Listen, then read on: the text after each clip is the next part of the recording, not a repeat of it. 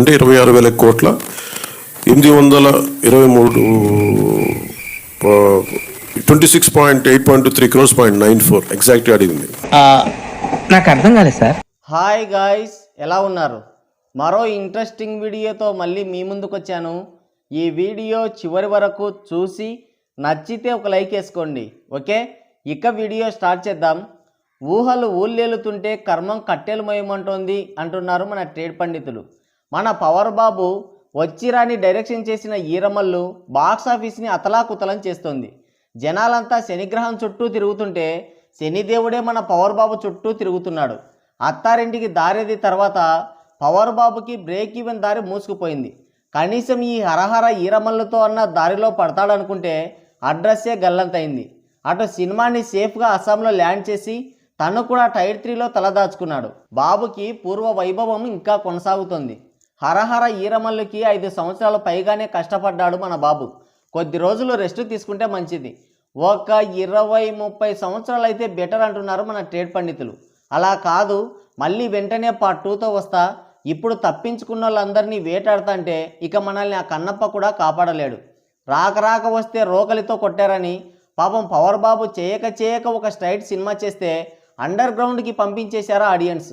ఈ ఘోర భయంకర అనూహ్య సంఘటనకి రీజన్ ఏంటంటే అక్కలేదు కానీ అందరూ బావలేనట్టు ఒక రొట్ట కంటెంట్ని కృష్ణన్నయ్య, జ్యోతి కృష్ణన్నయ్య, కాపీ క్యాట్ త్రివిక్రమ్ అంకుల్, తోడ ప్యాస్ దాలో అని పవర్ బాబు తల ఒక ఏలెట్టి గెలికారు.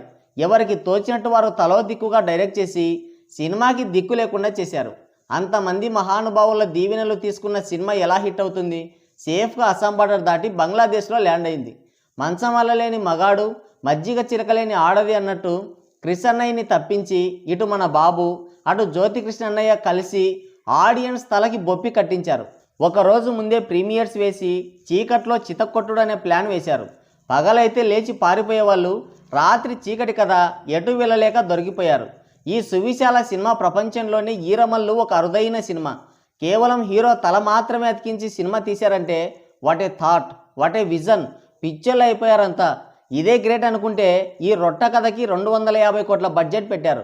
ఏదో ఒకసారి సినిమా చూసి వద్దాంలేని సాహసం చేసి థియేటర్స్కి వెళ్తే బయటకు వచ్చే పరిస్థితి లేదు. బాబుగారి తల నట విశ్వరూపాన్ని చూసి ప్రేక్షకులకి గుండెదడ వచ్చింది. ఆ విఎఫ్ఎక్స్ చూసి గుండెలు బాదుకున్నారు. బాబుగారు కొరియోగ్రఫీ చేసిన క్లైమాక్స్ చూసి పిచ్చిగా అరుస్తూ బట్టలు చింపుకొని పరుగులు తీయాల్సి వచ్చింది.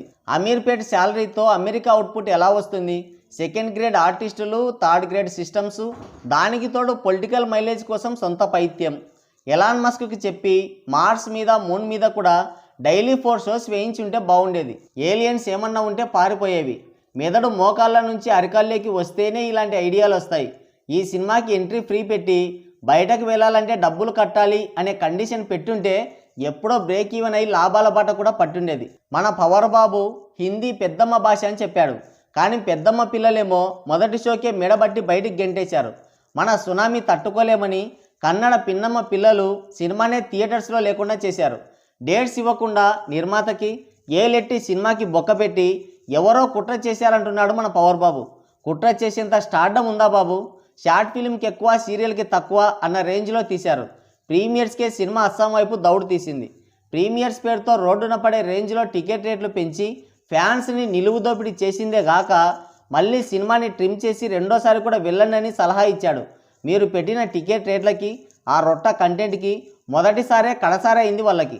అయినా ఒక్క రోజులోనే విఎఫ్ఎక్స్ని మాడిఫై చేసేంత టెక్నాలజీ ఉంటే 5 సంవత్సరాల నుంచి మీరేం చేస్తున్నట్టు? అయినా కుండీలో నూనె లేని ఒత్తిని ఎగదోస్తేనేమి దిగదోస్తేనేమి, బొక్కా బోర్లా పడ్డ సినిమాకి ఎన్ని జిమ్మిక్కులు చేసినా ఇక లేవదు. తంతే లేవనోడు గోకుతే లేస్తాడా? ఇక్కడ అదే జరిగింది. సినిమా 5వ రోజు పూర్తిగా అండర్ గ్రౌండ్కి వెళ్ళింది. 5వ రోజు వరల్డ్ వైడ్గా 1.5 కోట్ల షేర్, 2,60,00,000 గ్రాస్ మాత్రమే రాబట్టింది. కరెంటు బిల్లుల ఖర్చులకు కూడా వెళ్ళలేదు. అన్ని చోట్ల డెఫిసిట్లు పడ్డాయి. ఇప్పటి వరకు ఈ సినిమా 62 కోట్ల షేర్, 106 కోట్ల గ్రాస్ రాబట్టింది. బిజినెస్ ప్రకారం చూసుకుంటే 65 కోట్లకు పైగానే బొక్క పెట్టడం ఖాయమని తెలుస్తుంది. ఒకవైపు మహావతార్ నరసింహ పాజిటివ్ టాక్తో వీర విహారం చేస్తుంటే మరోవైపు కొండన్న దాడి చేస్తున్నాడు. కొండన్న కింగ్డమ్ సినిమా బుకింగ్స్ ఒకసారి చూస్తే అన్ని షోలు ఫుల్ అవుతున్నాయి. పాజిటివ్ టాక్ వచ్చిందంటే ఈరమల్లుకి ఈ చిల్లర కూడా ఉండదంటున్నారు మన ట్రేడ్ పండితులు. మొత్తానికైతే సినిమా షెడ్డుకి వెళ్ళింది. ఇలాంటి సంఘటనలు ఇంతకు ముందు చాలా జరిగాయి, కానీ ఇదే మొదటిసారి. మరి ఈరమల్లు రికార్డ్స్ గురించి మీరేమనుకుంటున్నారో మీ అమూల్యమైన అభిప్రాయాన్ని కింద కామెంట్ సెక్షన్లో కామెంట్ చేయండి. సో గైస్, ఇది వీడియో. మరోసారి మరో ఇంట్రెస్టింగ్ వీడియోతో మళ్ళీ కలుద్దాం. Thank you, take care, bye bye.